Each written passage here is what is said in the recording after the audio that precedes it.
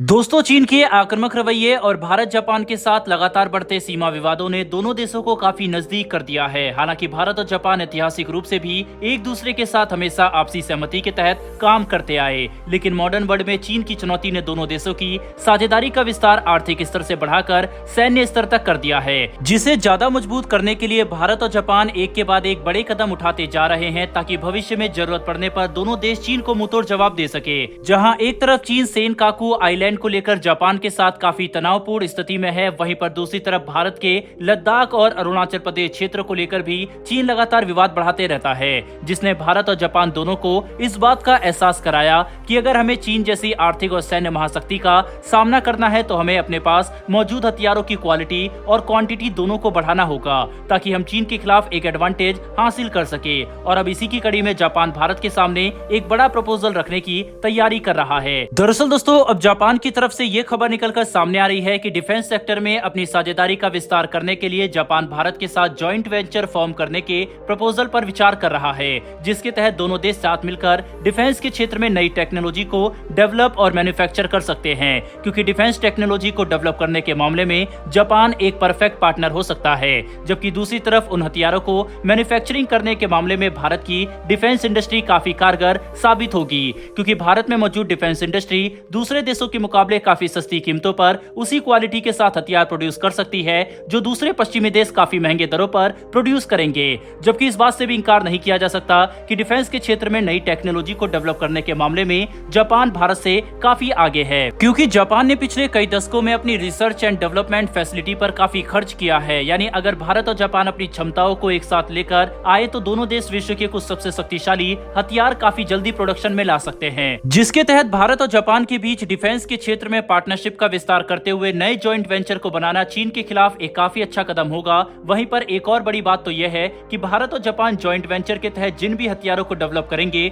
उनकी local manufacturing दोनों देशों में की जाएगी, यानी एक ही वक्त पर दोगुनी रफ्तार से हथियारों को मैन्युफैक्चर किया जाएगा, जो किसी तनावपूर्ण स्थिति में एक काफी बड़ा एडवांटेज साबित हो सकता है। और साथ ही इससे दोनों देशों की डिफेंस इंडस्ट्री को भी काफी फायदा होगा। वहीं पर आपको ये बात जानकर काफी हैरानी होगी कि आज से कुछ साल पहले भारत जापान से लगभग 15 की संख्या में US-2 एम्फीबियस एयरक्राफ्ट खरीदने के काफी नजदीक आ गया था, जो भारतीय नौसेना की क्षमताओं में एक काफी बड़ी बढ़ोतरी लेकर आते, लेकिन कुछ राजनीतिक कारण और इन एयरक्राफ्ट की ऊंची कीमतों की वजह से भारत जापान के साथ इस डील को भी साइन नहीं कर सका। लेकिन पहले हालात कुछ और थे और आज चीन के आक्रामक रवैये ने जियोपॉलिटिक्स को काफी तरह से बदल दिया है, जिसके तहत अब इस बात की संभावना काफी ज्यादा है कि डिफेंस के क्षेत्र में भारत और जापान की पार्टनरशिप बढ़ते हुए एक काफी मजबूत स्तर तक पहुंच जाए, जिसमें न कि सिर्फ दोनों देश एक दूसरे को विश्व स्तरीय रक्षा उपकरणों की सप्लाई करेंगे, बल्कि जॉइंट वेंचर के तहत नई टेक्नोलॉजी को विकसित करके लोकल मैन्युफैक्चरिंग भी करेंगे। जिसे और भी ज्यादा अच्छे से समझने के लिए